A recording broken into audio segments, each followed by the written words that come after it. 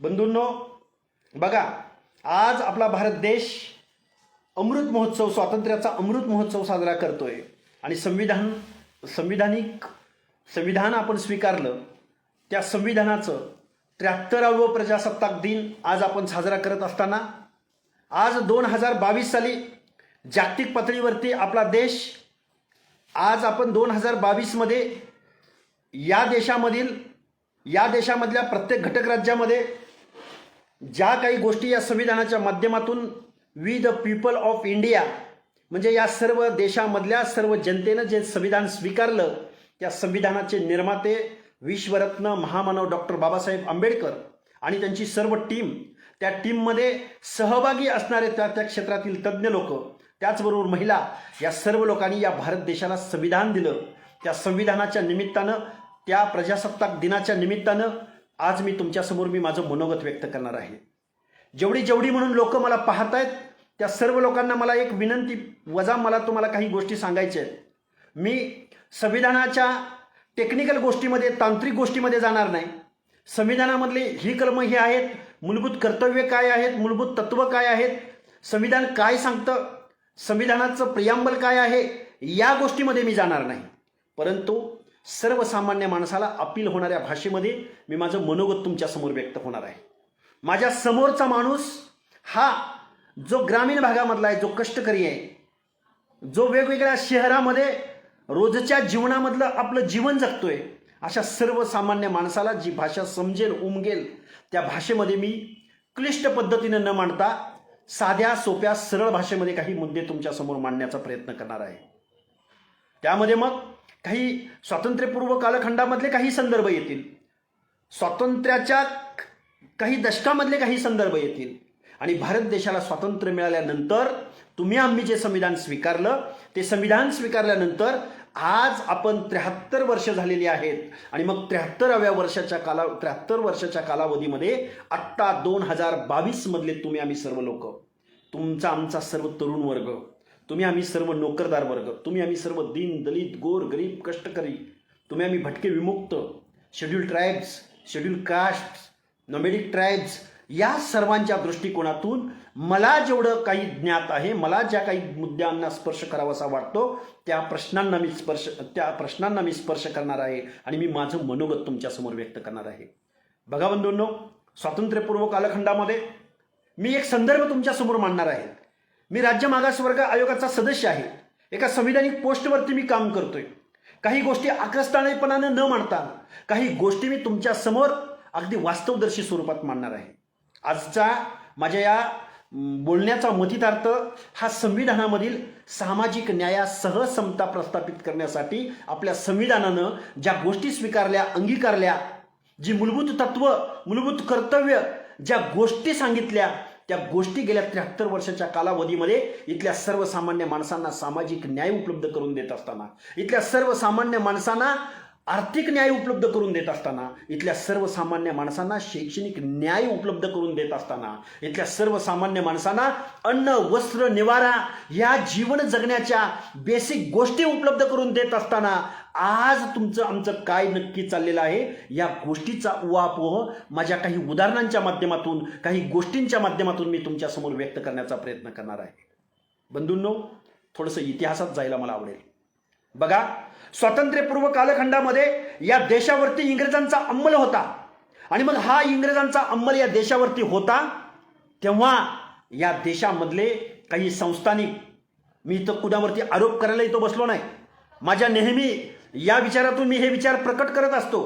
आपल्या या देशामधील काही संस्थानिक, या देशामधील जबाबदार मंडळी, या देशामधील शिक्षणामध्ये अग्रेसर असणारी माणसं, या देशामध्ये राजकारणामध्ये, समाजकारणामध्ये धर्माचा ठेका घेतलेली काही माणसं, स्वातंत्र्यपूर्व कालखंडामध्ये जे शासक इंग्रज होते, त्या इंग्रजांना काही लाभाच्या गोष्टी करत होते.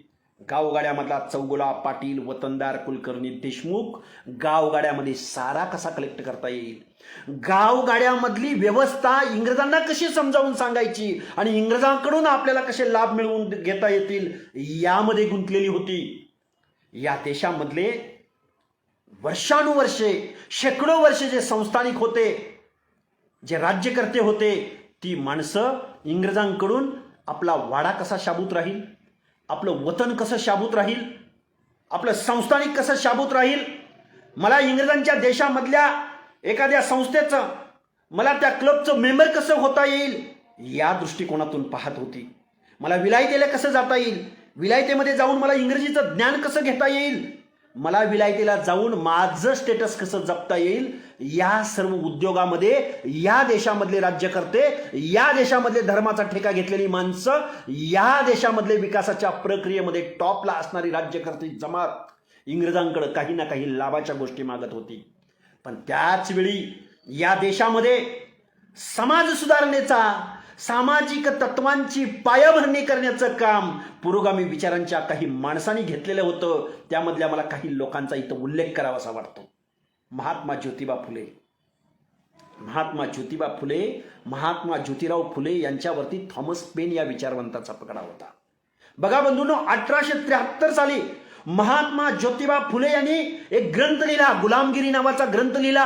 हे तुम्हाला समजावून सांगणं आवश्यक आहे. आजच्या सोशल मीडियाच्या जमान्यामध्ये, आजच्या चित्रपटांच्या भुलभुलैयाच्या जमान्यामध्ये आजच्या तरुण पिढीला या गोष्टी माहीत असणं आवश्यक आहे. का म्हटलं गेलं महात्मा ज्योतिबा फुलेंना महात्मा ज्योतिबा फुलेंना पुरोगामी विचारांचा उद्गाता का म्हटलं जातं? त्यासाठी महात्मा ज्योतिबा फुलेंचं कार्य, महात्मा फुलेंचा दृष्टिकोन आजच्या तरुण पिढीला समजावून सांगण्याची आवश्यकता आहे. म्हणून महात्मा ज्योतिबा फुलेंच्या 1873 साली जो महात्मा ज्योतिबा फुलेंनी गुलामगिरी हा ग्रंथ लिहिला, तो गुलामगिरी हा ग्रंथ महात्मा ज्योतिबा फुलेंनी कुणाला अर्पण केला असेल तर तो अमेरिकेमधल्या युनायटेड स्टेटमधल्या सदाचारी लोकांना अर्पण केला होता. महात्मा ज्योतिबा फुले यांनी आपला गुलामगिरी हा ग्रंथ कुणाला अर्पण केला होता तर युनायटेड स्टेट्स मधल्या सदाचारी लोकांना, सद्विचारी लोकांना अर्पण केला होता. हे मी तुम्हाला का सांगतोय? कारण बाबांनो, 1873चा तो जो काही कालखंड होता, त्या कालखंडामध्ये जागतिक पातळीवरती निग्रो लोकांना आपण विकासाच्या प्रक्रियेमध्ये आणलं पाहिजे. कृष्णवर्णीयांवरती श्वेतवर्णीयांनी खूप मोठ्या प्रमाणात अन्याय केलाय. त्यांना माणुसकीचं जीवन नाकारलंय, त्यांना गुलामाचं जीवन दिलंय. हजारो वर्ष इथल्या श्वेतवर्णीयांनी कृष्णवर्णीयावरती अन्याय केलाय आणि त्यांना माणुसकीच्या प्रवाहामध्ये, विकासाच्या प्रवाहामध्ये, शिक्षणाच्या प्रवाहामध्ये आपल्याला आणायचं आहे. म्हणून युनायटेड स्टेट्स मधल्या लोकांनी काही प्रयोग सुरू केले होते. निग्रो लोकांना विकासाच्या, शिक्षणाच्या, माणूस म्हणून जीवन जगण्याच्या प्रक्रियेमध्ये सामील करून घेण्यासाठी आरक्षण नावाचा विचार जागतिक पातळीवरती ज्यांनी सुरू केला होता, त्या अमेरिकेमधल्या सद्विचारी लोकांना महात्मा ज्योतिबा फुले यांनी 1873 साली गुलामगिरी हा ग्रंथ अर्पण करण्यामागची त्यांची भूमिका काय होती? बंधूंनो, हे सद्विचारी हा गुळगुळीत शब्द आहे का? सद्विचारी शब्द असा का वापरला गेला महात्मा ज्योतिबा फुलेंनी? क्रांतिबा, अहो, युनायटेड स्टेट्स मधल्या सदाचारी लोकांना गुलामास, दास्यत्वापासून मुक्त करण्याच्या कामामध्ये औदार्य, निरपेक्षता, परोपकारिता दाखवली. यास्तव त्यांच्या सन्मानार्थ महात्मा ज्योतिबा फुलेंनी हे पुस्तक परमप्रीतीने त्यांना नजर करतो आणि माझे देश बांधव त्यांच्या या स्तुत्य अशा कृत्याचा कित्ता गिरवतील आणि या माझ्या देशामध्ये हजारो वर्षाच्या कालावधीमध्ये इथल्या दीनदलितांना, इथलं माणुसकीचं जीवन नाकारणाऱ्या, इथल्या धार्मिक व्यवस्थेमध्ये, देवाच्या गाभाऱ्यामध्ये सुद्धा इथल्या माणसांना, इथल्या मूळ निवासींना, इथल्या देशाच्या मूळ स्रोतांना देवाच्या गाभाऱ्यामध्ये प्रवेश नाकारणाऱ्या इथल्या व्यवस्थेला या गुलामगिरी ग्रंथाच्या, या अमेरिकेमधल्या, या युनायटेड स्टेट्स मधल्या सद्विचारी लोकांचा कित्ता इथल्या लोकांनी गिरवावा, ही भावना गुलामगिरीच्या प्रस्तावनेमध्ये, ग्रंथाच्या प्रस्तावनेमध्ये महात्मा ज्योतिबा फुलेंनी लिहून ठेवली होती. हे मी तुम्हाला का सांगतोय, कशासाठी सांगतोय? बाबांनो, तत्कालीन परिस्थितीमध्ये 1870च्या दशकामध्ये वगैरे तेव्हापासून जागतिक पातळीवरती निग्रोंना प्रवाहामध्ये घेण्यासाठी जी आरक्षण आपल्या देशामध्ये आरक्षण हा शब्द वापरला जातो, रिझर्वेशन, प्रतिनिधित्व हा शब्द वापरला जातो, ते प्रतिनिधित्व युनायटेड स्टेट्समध्ये सुरू झालं होतं. हे मी तुम्हाला सांगण्याचं कारण असं आहे, आत्ताच काही कालावधीपूर्वी अमेरिकेमध्ये जॉर्ज फ्लॉइड नावाच्या एका निग्रोची हत्या श्वेतवर्णीय म्हणजेच गोऱ्या अधिकाऱ्याकडून होते आणि मग त्या जॉर्ज फ्लॉइड नावाच्या एका कृष्णवर्णीयाची हत्या झाल्यानंतर अमेरिकेमध्ये प्रचंड जनक्षोभ उसळतो. डोनाल्ड ट्रम्प नावाच्या तत्कालीन अध्यक्षाला बंकरमध्ये लपून बसावं लागतं आणि त्या निग्रोंचा ते आंदोलन, तो उद्रेक पाहून डोनाल्ड ट्रम्प यांना आपल्या बंकरमध्ये व्हाईट हाऊसच्या लपून बसावं लागलं. पण त्यानंतर जे सत्तांतर झालं, सत्तांतर झाल्यानंतर आत्ताचे अमेरिकेचे राष्ट्राध्यक्ष जिओ बायडन ज्या दिवशी त्यांनी चार्ज घेतला, त्यानंतर त्या जिओ बायडनने सर्वात पहिलं जर काम कोणतं केलं असेल तर ते जॉर्ज फ्लॉइडच्या 3 वर्षाच्या मुलीच्या समोर गुडघ्यावरती टेकून बसले आणि त्यांची माफी मागितली त्या 3 वर्षाच्या मुलीची. हे अख्ख्या जगानं पाहिलं. त्यामधून संदेश त्यांना द्यायचा काय होता जिओ बायडनना संदेश हा द्यायचा होता की आम्हाला माफ करा. आम्हाला निग्रो लोकांना त्यांचं स्टेटस, त्यांचा मान सन्मान, त्यांचं माणूस म्हणून जीवन आजही देत असताना आज जर कृष्णवर्णीय म्हणून जर त्यांच्यावरती अन्याय अत्याचार होणार असेल तर मी या राष्ट्राचा अध्यक्ष म्हणून इथल्या कृष्णवर्णीय लोकांची माफी मागतो.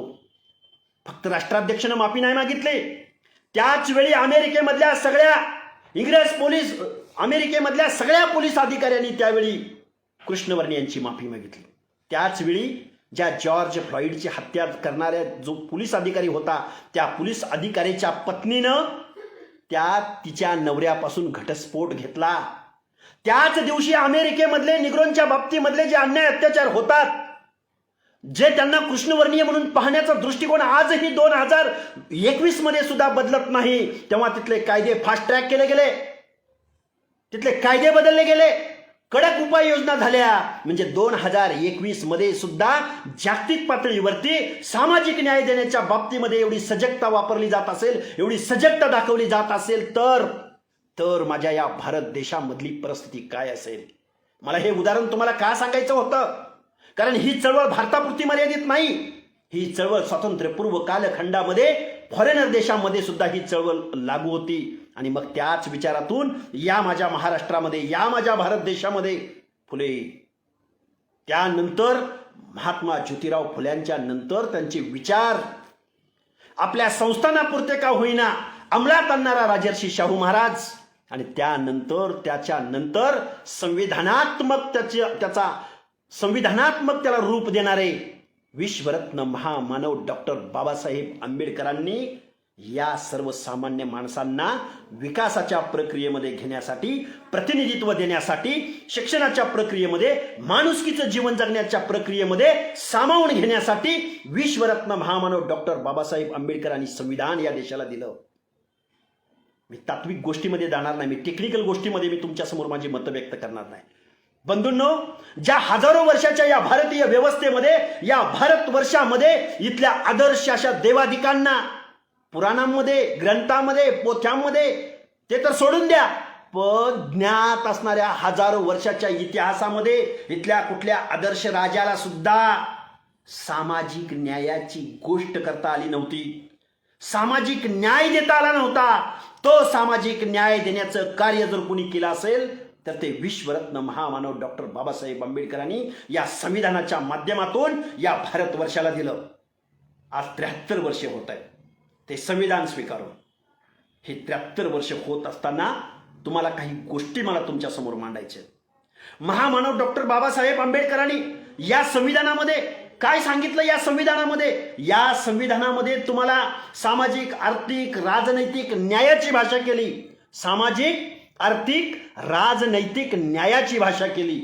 विचार, अभिव्यक्ती, विश्वास, श्रद्धा व उपासना यांचं स्वातंत्र्य दिलं. दर्जाची व संधीची समानता उपलब्ध करून दिली. तुमचं स्टेटस आणि तुम्हाला संधी मिळाली पाहिजे. काय म्हणायचे डॉक्टर बाबासाहेब आंबेडकर? तुम्ही माणूस म्हणून जीवन जगता तर तुम्हाला तो दर्जा मिळाला पाहिजे, आणि तुम्हाला जर तो दर्जा मिळायचा असेल तर ती तुम्हाला संधी उपलब्ध झाली पाहिजे. आणि मग ती संधी मिळायची असेल तर तुम्हाला पहिल्यांदा प्रायोरिटी दिली पाहिजे, तुम्हाला पहिल्यांदा प्रतिनिधित्व दिलं पाहिजे, तुमच्यासाठी काही गोष्टी रिझर्व केल्या गेल्या पाहिजेत, तुम्हाला प्रवाहामध्ये घेण्यासाठी काही प्रोटेक्शन दिलं गेलं पाहिजे, हे संविधान सांगतं. त्यानंतर बंधूंनो, या सगळ्या गोष्टी करत असताना राष्ट्राची एकात्मता, राष्ट्राला आश्वासन देणारी बंधुता प्रवर्धित करणाऱ्या संकल्पनापूर्वक निर्धार करून आमच्या संविधानामध्ये we the people doctor Babasaheb आंबेडकरांनी सामाजिक न्यायासह समता प्रस्थापित करण्यासाठी हे संविधान दिलं. या संविधानामध्ये या देशामधल्या अनेक भाषा, अनेक प्रांत, अनेक धर्म, अनेक धर्माअंतर्गत येणाऱ्या जाती, पोट जाती, क्लासेस, या सगळ्या लोकांना, प्रत्येक माणसाला अनेक भौगोलिक प्रदेश, अनेक धर्म, अनेक जाती, अनेक पंथ, अनेक विचारधारा, या सगळ्या लोकांना एकत्रित बांधण्याचा भीमकाय पराक्रम जर कोणी केला असेल तर तो विश्वरत्न डॉक्टर बाबासाहेब आंबेडकरांनी हा पराक्रम केलेला होता. आणि मग या सगळ्या गोष्टी डोळ्यासमोर ठेवून मला तुमच्यासमोर काही गोष्टी मांडायच्या. आज रोजी 2022 मध्ये 73वा आपला संविधान दिन, प्रजासत्ताक दिन साजरा करत असताना मला तुमच्यासमोर जबाबदारीनं काही गोष्टी बोलाव्याशा वाटतात. या गोष्टी कोणत्या असतील? आजही भारतीय समाज व्यवस्था, आजही इथलं शासन प्रशासन, आजही इथली कायद्याची प्रणाली या भारत देशामधल्या अर्ध्यापेक्षा जास्त लोकसंख्येला अन्न, वस्त्र, निवारा उपलब्ध करून देऊ शकली नाही. आजही सामाजिक न्यायाची गोष्ट उपलब्ध करून देऊ शकली नाही. बंधूंनो, जागतिक पातळीवरती 2021 साली जिओ बायडन सारख्या राष्ट्राध्यक्षाला सुद्धा, महासत्तेच्या प्रमुखाला सुद्धा त्यांचं रिझर्वेशन आजही आम्ही कमी पडतोय ही भावना जर त्यांच्या मनामध्ये उपलब्ध होत असेल तर आजही आमच्या भारत देशामधल्या सर्वसामान्य माणसाला, एससीला, एसटीला, विजयंटीला, ओबीसीला इतकं संधी उपलब्ध करून देण्याच्या कामामध्ये जर रिझर्वेशनच्या बाबतीमध्ये जर तुम्ही आम्ही शंका उपस्थित करत असू तर हे अन्यायाचं होईल. सामाजिक न्याय उपलब्ध करून देत असताना जर अन्याय होत असेल तर इथं परत एकदा क्रांती होण्याची आवश्यकता आहे. हे विचार मी खूप मोठमोठे शब्द तुमच्यासमोर वापरत नाही. या मागं काही गोष्टी आहेत बंधूंनो. हे सगळं मी तुमच्यासमोर का सांगतोय, या सर्व गोष्टी आज मी तुमच्यासमोर का मांडतोय? विश्वरत्न महामानव डॉक्टर बाबासाहेब आंबेडकरांनी स्वातंत्र्यपूर्व कालखंडामध्ये आपल्या मजूर पक्षाच्या जाहीरनाम्यामध्ये एक गोष्ट नमूद केलेली होती. त्या जाहीरनाम्यामध्ये अशी गोष्ट नमूद केलेली होती की या देशामध्ये जी नैसर्गिक संसाधनं आहेत, या देशामधली जमीन असेल, या देशामधली सत्ता असेल, या देशामधली संस्कृती असेल, या देशामधला धर्म असेल, तो काही ठराविक वर्गाच्या हातामध्ये एकवटला गेलाय. आणि या मग भारत देशामधला बहुजन वर्ग, या देशामधली सर्वसामान्य माणसं, या देशामधला मूळ निवासी माणूस, या देशामधला ट्रायबल माणूस, या देशामधल्या सगळ्या लोकांना या गोष्टीपासून वंचित राहावं लागलंय. आणि मग समन्यायी तत्वानं जर इथं संविधान, समन्यायी तत्वानं जर इथं व्यवस्था इम्प्लिमेंट करायची असेल तर हा महामानव स्वातंत्र्यपूर्व कालखंडामध्ये सायमन परिषद असेल, गोलमेज परिषद असतील, अनेक कायदे लिहिले जात असतील, इंग्रजांच्या माध्यमातून लिहिले जात असतील. देशाला स्वातंत्र्य मिळवून दिल्यानंतर जे संविधान लिहिलं गेलं त्या संविधानामध्ये ह्या सर्वसामान्य माणसाला न्याय उपलब्ध करून देण्यामध्ये सर्वात जास्त मोलाची भूमिका जर कोणी घेतली असेल तर ती महामानव डॉक्टर बाबासाहेब आंबेडकरांनी ही भूमिका घेतली. आणि मग तेच संविधान आज 73 वर्ष झाल्यानंतर त्या तत्वांचा, त्या सामाजिक न्यायाचा, त्या प्रतिनिधित्वाचा आज कोणत्या बाबतीमध्ये इम्प्लिमेंटेशन होतंय यावरती तुम्ही आम्ही तरुण वर्गानं विचार करण्याची आवश्यकता आहे. मी वेग बोलतोय, काही लोकांना वाटेल मी मोघाम बोलतोय, पण बाबांनो, आजही 73व्या वर्षामध्ये संविधान इम्प्लिमेंट झाल्यानंतर इथल्या राज्यकर्त्या जमातीनं सामाजिक न्यायाचं तत्व आजही पाळलेलं दिसून येत नाही. देशाला स्वातंत्र्य मिळाल्यानंतर पहिल्या दशकामध्ये स्वातंत्र्याच्या चळवळीमधून तावून सुलाखून निघालेल्या स्वातंत्र्य सैनिकांनी आरक्षणाकडे पाहण्याचा त्यांचा दृष्टिकोन हा उदात्त होता. आरक्षणाकडे पाहण्याचा दृष्टिकोन हा सामाजिक न्याय देण्याच्या भावनेचा होता. पण आज 2021-22 या वर्षामध्ये या देशामध्ये चळवळी कुठल्या चालतात? Save nation, save merit. या देशामध्ये काय बोललं जातं? आरक्षण म्हणजे नोकरी लागण्याची गोष्ट, आरक्षण म्हणजे लाभाची गोष्ट. मग त्यांना आरक्षण मिळतंय तर मग आम्हाला का आरक्षण मिळत नाही? मग आम्हाला का आरक्षणामध्ये घेतलं जात नाही? म्हणजे आरक्षणाकडे पाहण्याचा दृष्टिकोन. आज वेगवेगळ्या स्टेट्स मधली कायद्याची सभागृह, देशाचं वरिष्ठ सभागृह, देशाचं कनिष्ठ सभागृह, या सभागृहामध्ये जी माणसं निवडून जातात, जबाबदार लोकप्रतिनिधी निवडून जातात, ते सुद्धा म्हणतात आम्हाला नाही तर मग कुणालाच आरक्षण नाही. हा असा दृष्टिकोन होता? घटनाकारांचा असा दृष्टिकोन होता? इथल्या व्यवस्थेचा असा दृष्टिकोन होता, तर बंधूंनो असा दृष्टिकोन निश्चित नव्हता. कुणाला प्रतिनिधित्व दिलं गेलं? या व्यवस्थेमध्ये प्रतिनिधित्वाची भाषा कुणाच्या बाबतीमध्ये बोलली गेली? या देशाच्या व्यवस्थेमध्ये प्रतिनिधित्वाची भाषा यांच्या बाबतीत बोलली गेली जे विकासाच्या इथल्या प्रक्रियेच्या बाहेर आहेत. गाव गाड्यामधल्या गाव कुसामध्ये ज्यांच्यावरती इथल्या व्यवस्थेनं छळछळवणुकीचे जे काही अन्याय अत्याचार केले त्या माणसांना न्याय देण्यासाठी आरक्षण दिलं गेलंय. काही लोक म्हणतात सेव्ह मेरिट सेव्ह नेशन. अरे आमच्या या प्रतिनिधित्वामधून त्यांचा दर्जा वाढावा, त्यांचा दर्जा मोठा व्हावा, या दृष्टिकोनातून जर त्यांना संधी जर संविधानाच्या माध्यमातून आरक्षणाच्या माध्यमातून उपलब्ध करून दिली जात असेल तर आजकालची माणसं सुद्धा आजही गेल्या 73 वर्षाच्या कालावधीमध्ये या आरक्षणाच्या माध्यमातून जी संधी उपलब्ध करून दिली गेली त्या संधीकडं वेगळ्या दृष्टिकोनातून पाहण्याची इथं व्यवस्था निर्माण झालेली आहे. म्हणून बंधूंनो मला तुम्हाला हे का सांगावंसं वाटलं? जॉर्ज फ्लॉइडचं उदाहरण, जिओ बायडनचं उदाहरण मी तुमच्या समोर का दिलं?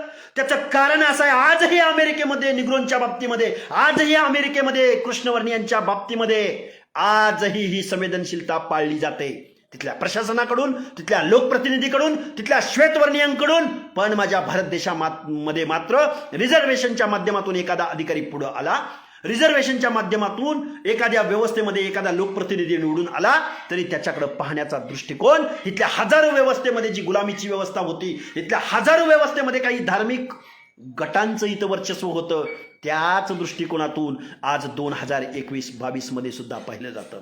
आणि हा अप्रोच, हा दृष्टिकोन बदलायचा असेल तर अनेक शेकडो वर्ष लागणार आहेत.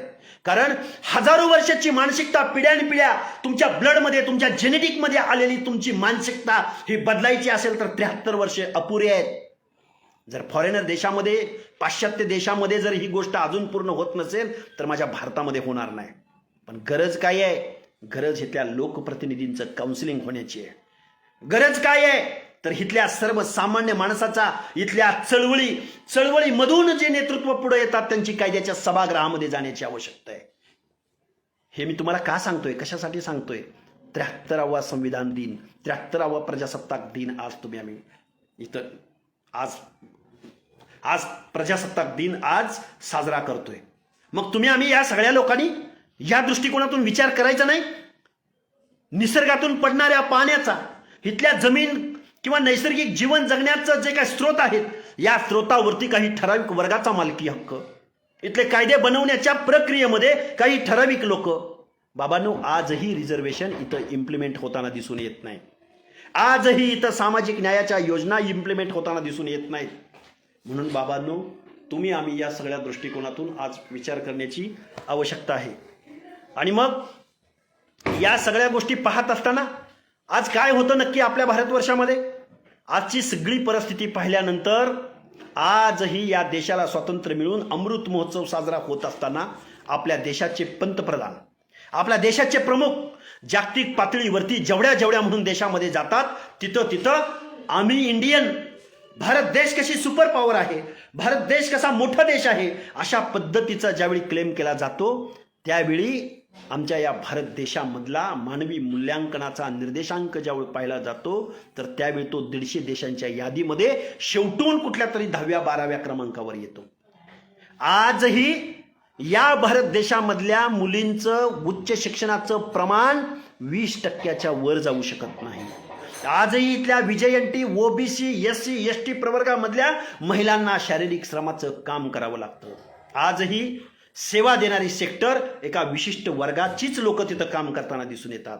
आजही इथं प्रतिनिधित्वाचं काम करणारे, आजही इथं राजकीय क्षेत्रामध्ये काम करणारे, आजही इथं एज्युकेशनमध्ये मक्तेदारी असणारे, आजही इथल्या व्यवस्थेमध्ये टॉपच्या रँकमध्ये काम करणारी माणसं, क्लास 1, सुपर क्लास 1, शासन, प्रशासन, कायदा, पत्रकारिता, या सगळ्या सांस्कृतिक, या सगळ्या क्षेत्रामध्ये जिथं म्हणून टॉपच्या जागा आहेत, टॉपच्या पोस्ट आहेत, तिथं काही ठराविक वर्गच आजही आम्हाला रिप्रेझेंट करताना दिसून येतो. म्हणून रिझर्वेशनची आजही गरज आहे. काय झालं? आंबेडकर या देशामध्ये आम्हाला दिसून येत नाहीत. संविधानाच्या माध्यमातून, कायद्याच्या माध्यमातून इथला लेबर ऍक्ट, इथल्या कामगारांना कायद्यामधलं बहुमूल्य कार्य कुणी केलं असेल तर ते डॉक्टर बाबासाहेब आंबेडकरांनी केलं.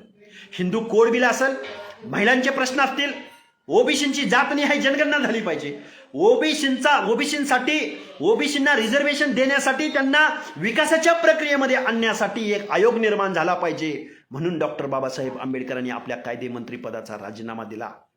या गोष्टीचा तुम्ही आम्ही कधी विचार करणार आहोत?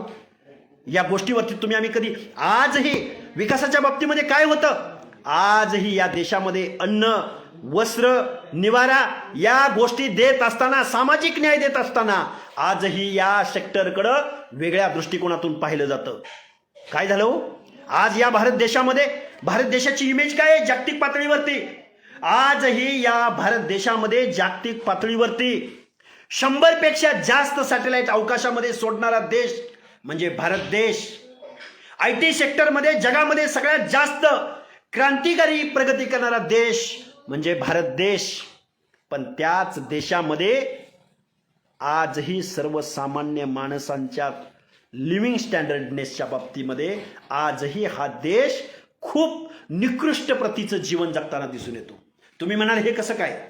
बाबांनो, जो पॅन्डेमिक पिरियड होता, जो लॉकडाऊन झाला कोरोनाच्या या महामारीच्या माध्यमातून, त्यावेळी आपल्या भारत देशामधील सर्वसामान्य कष्टकरी दीनदलित माणसाचं, वेगवेगळ्या स्लम्समध्ये काम करणाऱ्या माणसांचं ज्यावेळी इथं कोरोना सदृश्य परिस्थिती निर्माण झाली, कोरोना सदृश्य परिस्थिती निर्माण झाल्यानंतर या भारत देशामधल्या मोठ्या मोठ्या शहरामधून जो कष्टकरी वर्ग होता, जो दीनदलित वर्ग होता, आपलं स्वतःचा छोटासा प्रपंच डोक्यावरती घेऊन मैलोन-मैल तो आपल्या गावाकडे चालत राहिला. त्या दिवशी तुमची सुपर पॉवर काय करते? या माणसांना साधा ऑक्सिजन तुम्ही आम्ही उपलब्ध करून देऊ शकलो नाही. ही इथली व्यवस्था आहे, या इथल्या आरोग्याच्या व्यवस्था आहेत. बाबांनो, मला तुम्हाला हे का सांगायचंय? कारण आजही सर्वसामान्य माणसाला अन्न, वस्त्र, निवारा, चांगल्या प्रतीचा निवारा इथला देश गेल्या 75 वर्षाच्या कालावधीमध्ये उपलब्ध करून देऊ शकला नाही. काय होतं आज भारत देशामध्ये? मेट्रो सारखा हजारो कोटीचा प्रोजेक्ट पुण्यासारख्या शहरामध्ये राबवला जातो. मोठमोठे कॅरिडॉर्स या देशामध्ये निर्माण होतात. अनेक मोठमोठे महामार्ग निर्माण होतात. एखाद्या मोठ्या महानगरपालिकेच्या सेक्टरमध्ये रस्त्याच्या लेअरवरती लेअर येतात. आले पाहिजेत ना, विकास झाला पाहिजे ना, शहरामध्ये खूप मोठमोठ्या गोष्टी घडल्या पाहिजेत ना. पण बंधूंनो, या गोष्टी घडत असताना सामाजिक न्यायाकडे मात्र दुर्लक्ष होतंय. इकडे हजारो कोटीचे, लाखो कोटीचे प्रोजेक्ट होतात, पण त्याच वेळी SC ST प्रवर्गामधल्या, त्याच वेळी OBC VJNT प्रवर्गामधल्या विद्यार्थ्यांचं स्कॉलरशिपसाठी जो काही फंड्स असतो, स्कॉलरशिपसाठी जो काही बजेटमध्ये तरतूद असते, ती तरतूद मात्र कुठंतरी देताना दिसून येत नाही. या महाराष्ट्रामधला आत्ताचा कालचाच प्रसंग मी तुम्हाला सांगतो, जबाबदारीने सांगतो. इथल्या विकासाच्या त्याच योजना रिटेंडरिंग करून त्याच योजनांवरती इथं हजारो कोटीचा निधी इम्प्लिमेंट होताना दिसतो. परंतु त्याच वेळी OBC VJNTचं स्टेटस चेक करण्यासाठी, OBCचं पंचायत राज मधलं आरक्षण प्रोटेक्ट करण्यासाठी ज्या इम्पेरिकल डेटाची आवश्यकता आहे, जो सुप्रीम कोर्टानं जो डेटा उपलब्ध करा म्हणून सांगितलंय, तो इम्पेरिकल डेटा कलेक्ट करण्यासाठी 200-400 कोटीचा निधी उपलब्ध इथल्या व्यवस्थेकडून होत नाही. हे असं का होतंय? या सगळ्या गोष्टीचा तुम्ही आम्ही कधी विचार करणार आहोत का? बाबांनो, या सगळ्या गोष्टीचं मूळ तुम्हाला आम्हाला शोधावं लागेल. डॉक्टर बाबासाहेब आंबेडकरांनी हे संविधान सुपूर्द करत असताना देशाला, मी माझ्या भाषेमध्ये मी तुम्हाला सांगतोय, साध्या सोप्या भाषेमध्ये मी या गोष्टी तुम्हाला सांगायचा प्रयत्न करतोय. बंधूंनो, या सगळ्या गोष्टी करत असताना डॉक्टर बाबासाहेब आंबेडकर म्हणाले होते, ही घटना मी या देशाला सुपूर्द करतोय, परंतु ही घटना या देशामधल्या सद्विचारी, या देशामधल्या चांगल्या माणसांच्या हातामध्ये गेली तर या देशाचं नंदनवन होईल, हा देश सुपर पॉवर होईल, हा देश आदर्श अशी लोकशाही निर्माण करणारा देश होईल. परंतु हीच जर घटना काही वेगळ्या लोकांच्या हातामध्ये, वेगळे दृष्टिकोन, वेगळे अप्रोच असणाऱ्या लोकांच्या हातामध्ये गेली तर मग मात्र हे आदर्श असं संविधान कुचकामी ठरल्याशिवाय राहणार नाही. अशा पद्धतीची भावना डॉक्टर बाबासाहेब आंबेडकरांनी व्यक्त केली होती. मग आज तुमच्या आमच्या बाबतीमध्ये काय होतं? आज तुमच्या आमच्या रिझर्वेशनकडे कुठल्या दृष्टिकोनातून पाहिलं जातं?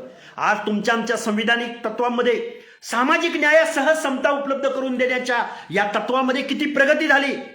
सामाजिक न्याय मिळाला, जाती अंताची लढाई झाली, इथं माणुसकीचं जीवन दिलं जातं, इथं सर्वसामान्य माणसाला न्याय मिळतो? या सगळ्या गोष्टींची उत्तरं नकारार्थी आहेत. आणि मग ही नकारार्थी उत्तर जर तुम्हाला आम्हाला यामधून जर मार्ग काढायचा असेल तर तुम्ही आम्ही विचार केला गेला पाहिजे. आजही या देशामध्ये बंधूंनो, मी तुम्हाला एक उदाहरण सांगतो. या सगळ्या गोष्टी घडत असताना तुम्ही आम्ही बंधूंनो, या देशामध्ये जय भीम नावाचा एक चित्रपट या देशामध्ये प्रदर्शित झाला. त्या जय भीम या चित्रपटामधून या देशामधल्या सर्वसामान्य माणसांना, या देशामधल्या सर्वसामान्य माणसांना न्याय देण्याच्या प्रक्रियेमध्ये सर्वसामान्य माणसाला हॅबिच्युअल अपेंडर्स, जन्मजात गुन्हेगारीचे शिक्के, जन्मजात एका विशिष्ट वर्गातले म्हणून सेवा सेक्टरमध्ये काम करणं, या सगळ्या गोष्टींकडे कशा अर्थानं पाहिलं जातं, कशा दृष्टिकोनातून पाहिलं जातं, या गोष्टींची उत्तरं आजही या देशामध्ये इथली व्यवस्था देऊ शकली नाही. या सगळ्या व्यवस्थेच्या मुळाशी काय आहे, या सर्व गोष्टी आजही अशा का घडतात, या सर्व दृष्टिकोनातून तुम्हाला आम्हाला विचार करण्याची आवश्यकता आहे. बाबांनो, या सगळ्यांच्या दृष्टिकोनातून लॉ बनवणारे, लॉ इम्प्लिमेंट करणारे, शासन, प्रशासन, कायद्याचं सभागृह, इथली व्यवस्था, या सगळ्यामध्ये तुमचं आमचं रिप्रेझेंटेशन, तुमचं आमचं प्रतिनिधित्व, आज तुमच्या आमच्या चळवळी उरलेत का? आज तुमच्या आमच्या सर्वसामान्य माणसाच्या सामाजिक न्यायाच्या भाषा बोलणाऱ्या चळवळी आज आहेत का? इथं प्रचंड बेरोजगारी आहे. या बेरोजगारीवरती प्रश्न उपस्थित करणारी माणसं उपलब्ध झालीत का? आज या देशामध्ये बंधूने एक उदाहरण सांगतो तुम्हाला. आज कधी नव्हे ते इथलं रिझर्वेशन, आज कधी नव्हे ते इथल्या व्यवस्थेमध्ये दीनदलिताचं, गोरगरिबाचं, कष्टकऱ्याचं, भटक्या विमुक्त जाती जमातींचं जीवनमान, राहणीमान, आरक्षण हे सगळं धोक्यात आलंय. तुम्ही म्हणाल हे सगळं कसं काय होतंय, या सगळ्या गोष्टी कशा काय, तुम्ही कुठल्या मुद्द्यांच्या आधारे सांगताय? बंधूंनो, जबाबदार म्हणून काही गोष्टी तुम्हाला सांगतो. या देशामध्ये साधारणपणे 1992, 93, 94च्या कालावधीमध्ये या देशामध्ये खाऊजा हे धोरण स्वीकारलं गेलं. खाऊजा म्हणजे काय? खाजगीकरण, उदारीकरण, जागतिकीकरण. खाजगीकरण, उदारीकरण, जागतिकीकरण हे खाऊजा धोरण स्वीकारल्यानंतर या देशामध्ये 75% खाजगीकरण झालं. खूप मोठमोठ्या सेक्टर्समध्ये जिथं रोजगार उपलब्ध होत होता, ती सर्व सेक्टर्स, आधुनिक इंडस्ट्रियलायझेशन, यामध्ये 75% खाजगीकरण झालं. आणि मग त्या खाजगीकरणामध्ये रिझर्वेशन अजिबात ठेवलं गेलं नाही. जे 75% सेक्टर उरलं, 25% उरलं, त्या 25%मध्ये 12.5% कोऑपरेटिव्ह म्हणजे सहकार क्षेत्र आणि एज्युकेशन क्षेत्र, हायर एज्युकेशन क्षेत्र, टेक्निकल एज्युकेशन क्षेत्र यांचं खाजगीकरण झालं. आणि उरलेल्या 12.5% नोकऱ्यामध्ये शिक्षक, पोलीस भरती, आर्मी, रेल्वे या सेक्टरमध्ये ज्या 12.5% नोकऱ्या उरलेत, त्या 12.5% नोकऱ्यांच्या बाबतीमध्ये सुद्धा आजही द्रोह केला जातोय. मग बाबांनो, या देशामधल्या अशा आस्थापनामध्ये तुम्हाला आम्हाला नोकऱ्या मिळतील, तुम्हाला आम्हाला सेवा करण्याची संधी मिळेल, तुम्हाला आम्हाला स्वतःला रिप्रेझेंट होण्याची संधी मिळेल? अजिबात मिळणार नाही बंधूंनो. म्हणून इथल्या प्रायव्हेट सेक्टरमध्ये सुद्धा रिझर्वेशन असलं पाहिजे. मग प्रायव्हेट सेक्टरमध्ये रिझर्वेशन देण्यासाठी, इथल्या कोऑपरेटिव्ह सेक्टरमध्ये रिझर्वेशन देण्यासाठी, इथल्या राजकारणामध्ये तुमचं प्रतिनिधित्व तुमच्या लोकसंख्येच्या प्रमाणामध्ये कायद्याच्या सभागृहामध्ये येण्यासाठी इथं चळवळी लढल्या जाणं आवश्यक होतं.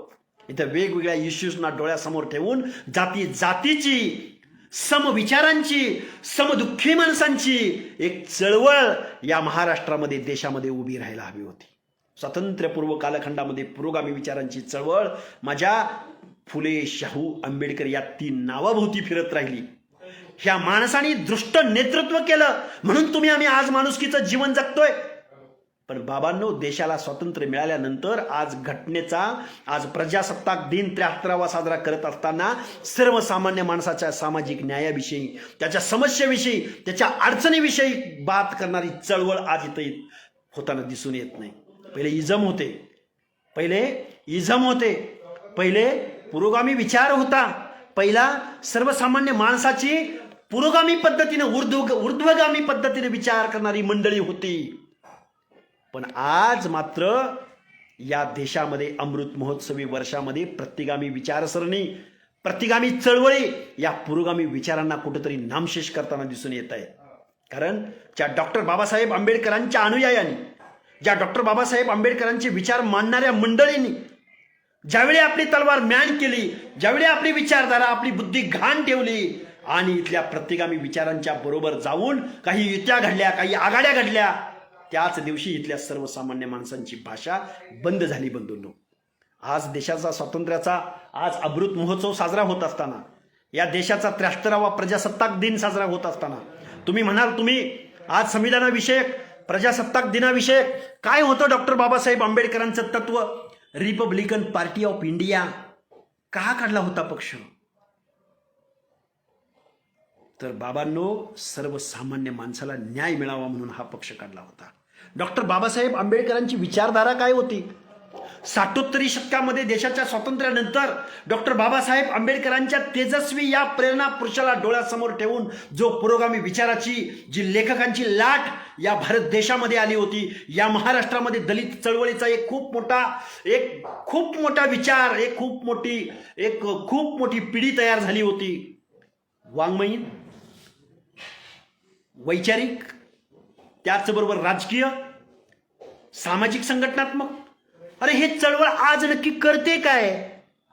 आज कुठंतरी या गोष्टी कुठंतरी प्रतिगामी विचारसरणीच्या बाजूला जाऊन या गोष्टी बसलेल्या दिसून येतात. आज लेखक पुढे येताना दिसून येत नाहीत, आज कवी पुढे येताना दिसून येत नाहीत, सारासार विचार करणारी पुरोगामी मंडळी पुढे येताना दिसून येत नाहीत. परत एकदा प्रतिगामी विचारांचं गारुड या देशावरती आहे. मी जबाबदार माणूस म्हणून तुमच्यासमोर या गोष्टी बोलतोय. एक सर्वसामान्य माणसामधला कार्यकर्ता म्हणून मी या गोष्टी तुमच्यासमोर मांडतोय. इथलं राजकारण, इथलं समाजकारण, इथलं अर्थकारण, इथलं शिक्षण, इथलं स्वतःचं स्टेटस, अरे इथल्या सर्वसामान्य माणसाला न्याय द्यायचा आहे म्हणून हे संविधान सांगतं सर्वसामान्य माणसाला सामाजिक न्यायासह समता मिळाली पाहिजे. सामाजिक न्याय म्हणजे काय? फक्त आर्थिकदृष्ट्या माणूस प्रगल्भ झाला, फक्त आर्थिकदृष्ट्या एखाद्या कुटुंबाला, एखाद्या माणसाला खूप पैसा मिळाला म्हणून त्याचं स्टेटस वाढलं? अजिबात नाही. आज आपल्याला सामाजिक न्यायासह समता उपलब्ध करून द्यायची असेल तर तुम्हाला, आम्हाला या गोष्टींचा विचार करण्याची आवश्यकता आहे. तुम्हाला, आम्हाला या सगळ्या गोष्टींचा विचार करण्याची आवश्यकता आहे. आणि म्हणून बंधूंनो, मला तुम्हाला सांगायचं एक आहे की हे संविधान आजही इम्प्लिमेंट होणं बाकी आहे. या संविधानामध्ये सर्वसामान्य माणसांना न्याय उपलब्ध होणं बाकी आहे. मगाशी मी तुम्हाला सांगितलं, आज SC ST प्रवर्गामधल्या लोकांना आज ॲट्रॉसिटी सारखा एक कायदा आहे, जो हा SC ST मधला जो ॲट्रॉसिटी सारखा कायदा आहे, या कायद्याचा सुद्धा आज तुम्ही, आम्ही सगळ्या लोकांनी किती गरज आहे या गोष्टीची, याचा विचार करण्याची आज आवश्यकता आहे बंधूंनो. कारण आज SC STच्या बाबतीमध्ये ॲट्रॉसिटी कायद्याची अंमलबजावणी होत असताना त्या कायद्याकडे पाहण्याचा दृष्टिकोन इथल्या राज्यकर्त्या लोकांचा, जबाबदार लोकांचा खूप वेगळ्या पद्धतीचा आहे बंधूंनो. आज भटक्या विमुक्त जाती जमातीमधल्या अ, ब, क, ड थोडं बाजूला ठेवलं तर अ आणि ब वरती आजही मॉब लिंचिंगच्या द्वारे जी लोक सांस्कृतिक दृष्टिकोनातून नेटमध्ये प्रॉब्लेम होता, आजही ॲट्रॉसिटीच्या बाबतीमध्ये इथली व्यवस्था एका वेगळ्या दृष्टिकोनातून पाहते. आज ॲट्रॉसिटीची अंमलबजावणी म्हणाव्या तितक्या प्रमाणात होताना दिसून येत नाही. आजही ॲट्रॉसिटीचा उपयोग स्वतःच्या स्वार्थासाठी, राजकारणासाठी आजही केला जातो. बाबांनो, आज भटक्या विमुक्त जाती जमातींवरती खूप मोठ्या प्रमाणात अन्याय अत्याचार होतोय. त्या समाजाच्या लोकांना या सगळ्या अन्याय अत्याचारापासून प्रोटेक्ट करायचं असेल तर ॲट्रॉसिटी सदृश्य असा कायदा भटक्या विमुक्त VJNT मधल्या अ आणि ब जाती प्रवर्गामधल्या लोकांना आज मिळण्याची आवश्यकता कधी नव्हे ती निर्माण झाली. आज 73वा प्रजासत्ताक दिन साजरा करत असताना आजही या गावगाड्यामध्ये शारीरिक श्रमाची कामं करणारी माणसं आहेत. आजही या गावगाड्यामध्ये महिलांचं एज्युकेशनचं प्रमाण खूप कमी प्रमाणात आहे. आजही इथं आर्थिक संसाधनं, आजही इथली व्यवस्था, इथल्या एका बाजूला खूप श्रीमंत गगनचुंबी इमारती या व्यवस्थेमध्ये दिसून येतील आणि त्याच वेळी इथल्या व्यवस्थेमध्ये जमिनीशी समांतर पालं असणारी अनेक लोक, स्लम्स, अनेक झोपडपट्ट्या या देशामध्ये दिसून येतील. या संविधानानं इथल्या व्यवस्थेमधल्या हर एक माणसाचा विचार केला. हर एक माणसाचा, एकदम मायक्रोमधल्या मायक्रो VJNTचा, मायक्रोमधल्या मायक्रो OBCचा, एका जातीचा या संविधानामध्ये विचार केला गेला. परंतु हे संविधान इम्प्लिमेंट होत असताना बाबांनो, या संविधानानं मात्र या संविधानाचा आज अंमल होत असताना बघा, स्वातंत्र्यपूर्व कालखंडामध्ये डॉक्टर बाबासाहेब आंबेडकर ही आपली फुले शाहू आंबेडकर ही पुरोगामी विचारांची खूप मोठी एक सशक्त अशी एक खूप मोठी चळवळ होती. स्वातंत्र्यपूर्व कालखंडामध्ये इथले काही कार्यकर्ते, स्वातंत्र्य चळवळीमधले काही माणसं या व्यवस्थेमध्ये काय म्हणत होते इंग्रजांना, तर पुरोगामी विचारांची. आम्हाला अगोदर सामाजिक सुधारणा मिळाव्यात आणि मग आम्हाला सामाजिक सुधारणा मिळाल्यानंतर इंग्रजांनी देश सोडून जावं. पण त्याच वेळी राजकीय क्षेत्रामध्ये काम करणारी मंडळी इथल्या लोकांना काय म्हणत होती की तुम्ही आम्हाला अगोदर आमचं राजकीय स्वातंत्र्य द्या, आम्ही आमच्या सुधारणा निश्चित करू, आम्ही आमचे कायदे बनवू. कायदे अतिशय चांगल्या पद्धतीनं महामानव डॉक्टर बाबासाहेब आंबेडकरांच्या माध्यमातून निर्माण केले गेले सुद्धा. डॉक्टर बाबासाहेब आंबेडकरांचा संघर्ष, डॉक्टर बाबासाहेब आंबेडकरांचा इथल्या दीनदलितांना न्याय देण्याच्या बाबतीमधला पुणे करारासारखा एखादा निर्णय डॉक्टर बाबासाहेब आंबेडकरांना तत्कालीन परिस्थितीमध्ये सुद्धा घ्यावा लागला. पण बाबांनो, डॉक्टर बाबासाहेब आंबेडकरांचं तत्व, डॉक्टर बाबासाहेब आंबेडकरांचं संविधान, मी का तुम्हाला कायम डॉक्टर बाबासाहेब आंबेडकरांचं नाव घेतोय, कारण सर्वसामान्य माणसाला न्याय देण्याचं संविधान डॉक्टर बाबासाहेब आंबेडकरांनी या देशाला दिलं. पण आजही या तत्वांची, या मूलभूत कर्तव्यांची, घटनेच्या सरनाम्याचा विचार होताना दिसून येत नाही. कायद्याच्या सभागृहामध्ये जी जाणारी माणसं आहेत त्या माणसांना आरक्षण म्हणजे काय, त्या माणसांना इथली व्यवस्था म्हणजे काय, शेड्यूल ट्राईब्स म्हणजे कोण, शेड्यूल कास्ट्स म्हणजे कोण, VJNT म्हणजे कोण, या गोष्टीचा कुठल्याही प्रकारचा गंध नाही. आणि मग वाक्य काय येतात पुढं, आम्हाला नाही तर आरक्षण कुणालाच नाही. काय म्हणतात माणसं, आम्हाला आरक्षण नाही. आरक्षण म्हणजे गरिबी हटावचा प्रोग्राम आहे. रिझर्वेशन म्हणजे गरिबी हटाव, लाभ मिळण्याचा प्रोग्राम आहे. आरक्षण म्हणजे आम्हाला नाही तर कुणालाच नाही असं म्हणण्याचं आरक्षण म्हणजे प्रोग्राम आहे. आरक्षण म्हणजे सामाजिक दृष्ट्या मागासलेल्यांना, आरक्षण म्हणजे गावगाड्यामध्ये ज्यांना माणुसकीचं जीवन नाकारलं, आरक्षण म्हणजे इथल्या मूळ निवासी असणाऱ्या, इथला मूळचा जन्म असणाऱ्या इथल्या सर्वसामान्य माणसाला न्याय देण्याचं. नुसता न्याय नाही, नुसता शैक्षणिक न्याय नाही, नुसता राजकीय न्याय नाही, नुसता आर्थिक न्याय नाही, सामाजिक न्याय उपलब्ध करून देण्याचं संसाधन, संधी उपलब्ध करून देण्याची गोष्ट म्हणजे आरक्षण आहे. पण आरक्षणाकडे वेगळ्या दृष्टिकोनातून पाहिलं जात आहे. म्हणून बाबांनो, तुमच्या आमच्यासारख्या चळवळीमधल्या माणसांनी, तुमच्या आमच्या पुरोगामी विचारांच्या माणसांनी, स्वतःच्या डोक्यावरती स्वतःचं मस्तक ठेवून काम करणाऱ्या माणसांनी, स्वातंत्र्यपूर्व कालखंडामध्ये ही चळवळ सशक्त होती. स्वातंत्र्योत्तर कालखंडामध्ये सुद्धा ही चळवळ सशक्त होती. महामानव काशीरामजी असतील, मंडल आयोग इम्प्लिमेंट करणारे VP सिंग असतील, कर्पुरी ठाकूर असतील, ही सगळी माणसं सुद्धा सोशल रिफॉर्मर होती.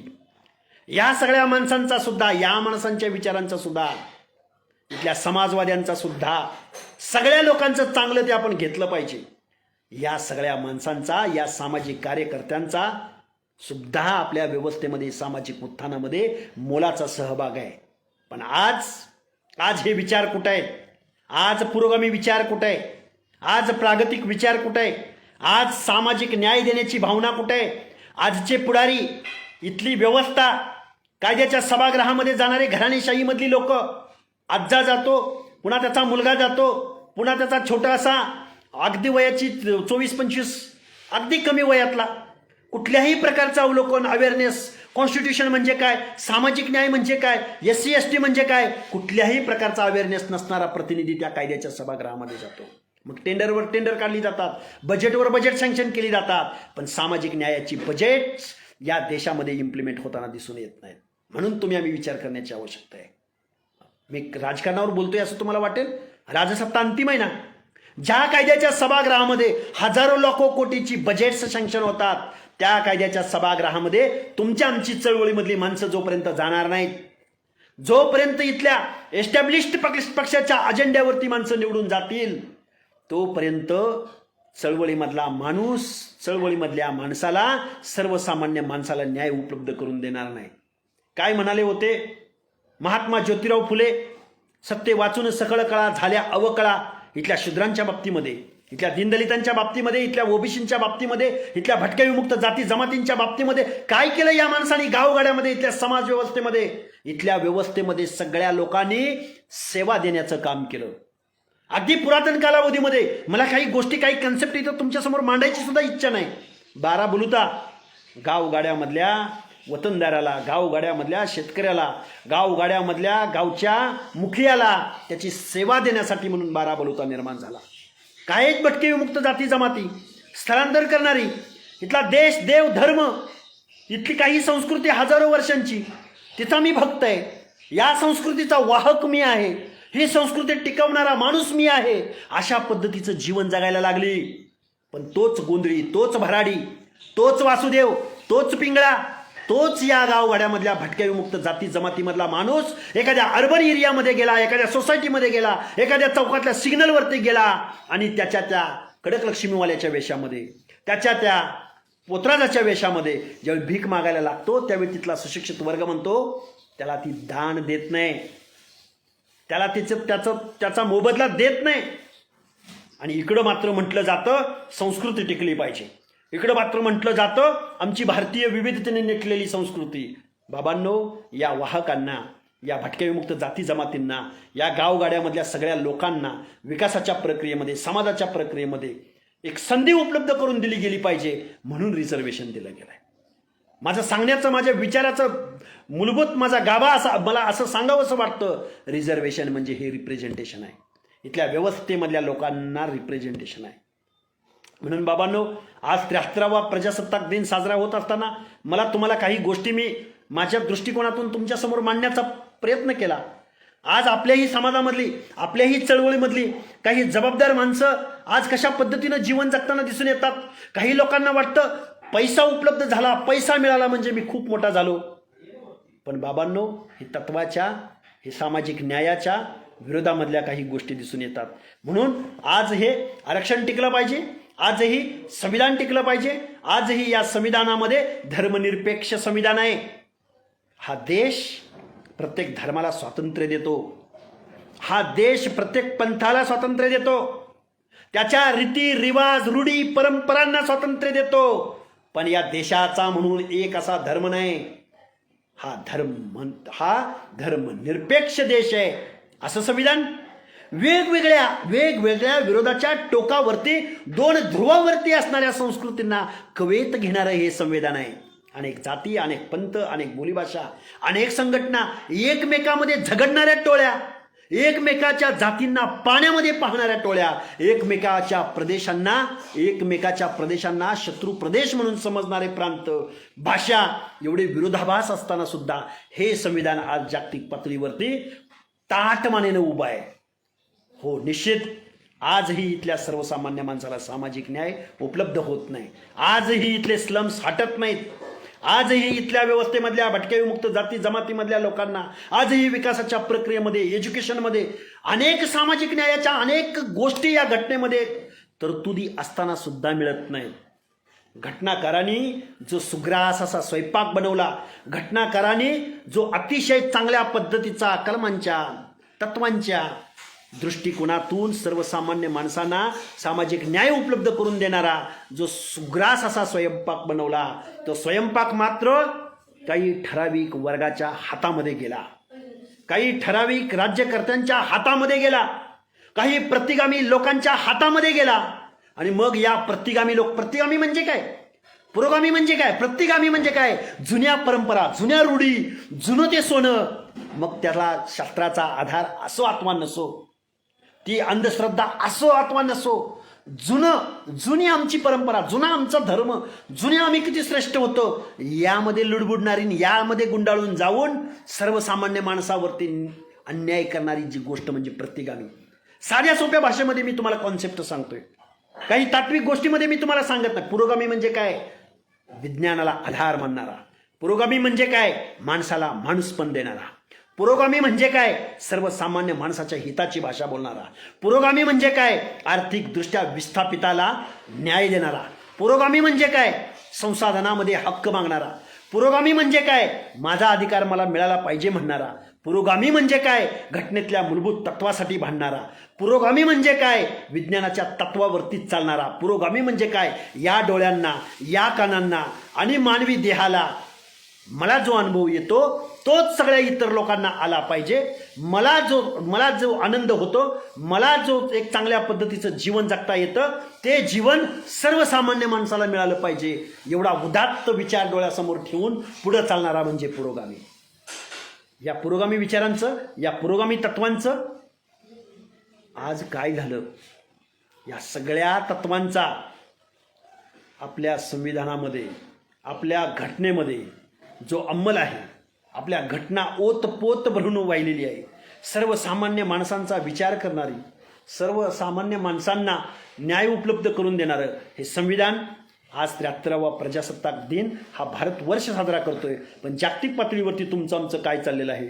जागतिक पातळीवरती इथल्या काय आहे? आजही अर्धी लोकसंख्या विकासाच्या प्रक्रियेपासून कोसो मैल दूर आहे. आजही काही ठराविक लोकांसाठी इथल्या योजना राबवल्या जातात. आजही इथल्या व्यवस्थेमध्ये काही ठराविक लोकांसाठी खूप मोठमोठी बजेट्स होतात. आणि या सगळ्या गोष्टी घडत असताना बंधूंनो, आजही तुम्हाला आम्हाला सजग राहण्याची आवश्यकता आहे. तुम्हाला आम्हाला काही गोष्टी पुढे घेऊन जाण्याची आवश्यकता आहे. विश्वरत्न महामानव डॉक्टर बाबासाहेब आंबेडकर, महात्मा ज्योतिबा फुले, त्याचबरोबर या सगळ्या लोकांचा विचार आपल्याला पुढे घेऊन जाण्याची आवश्यकता आहे. हे संविधान, आपल्या देशाची संहिता आपल्याला टिकवण्याची आवश्यकता आहे. पुरोगामी विचार कधी नव्हे तो पुढे येण्याची आवश्यकता आहे. राजकारणामधल्या, समाजकारणामधल्या, साहित्यामधल्या वाङ्मयीन चळवळी प्रोटेक्ट होण्याची आवश्यकता आहे. नवीन आजच्या सोशल मीडियाच्या जमान्यामध्ये, आजच्या डिजिटल जमान्यामध्ये, आजच्या चंगळवादाच्या जमान्यामध्ये तुमच्या आमच्या पुढच्या पिढ्यांनी आपला पुरोगामी विचार काय होता, फुलेंना काय म्हणायचं होतं, बाबासाहेबांना काय म्हणायचं होतं, या सगळ्या दृष्टिकोनातून तुमची आमची चळवळ आधुनिक कालखंडामध्ये कशा पद्धतीनं आपल्याला पुढं घेऊन जाता येईल या दृष्टिकोनातून विचार होण्याची आवश्यकता आहे. बोलण्यासारख्या अनेक गोष्टी आहेत, बोलण्यासारख्या बऱ्याच गोष्टी आहेत. एक सर्वसामान्य माणसाला डोळ्यासमोर ठेवून जो म्हणून मला या आत्ताच्या या सोशल मीडियाच्या माध्यमातून, या बहुजन संघटक पेजच्या माध्यमातून जो म्हणून पाहिल, जो म्हणून माझं मी काय जे बोललो ते ऐकेल, त्या सर्व लोकांना माझी एक कळकळीची विनंती आहे की तुम्ही आम्ही हे संविधानामधली तत्व, मूलभूत कर्तव्य पाळूया आणि भारत देश हा पुरोगामी विचारांच्या दृष्टिकोनातून सशक्त असा देश जागतिक पातळीवरती उभा करूया. यामध्ये तुम्ही आम्ही सगळ्या लोकांनी सहभागी होऊया अशा आशावाद व्यक्त करतो आणि माझं मनोगत थांबवतो. धन्यवाद. जय हिंद, जय भारत.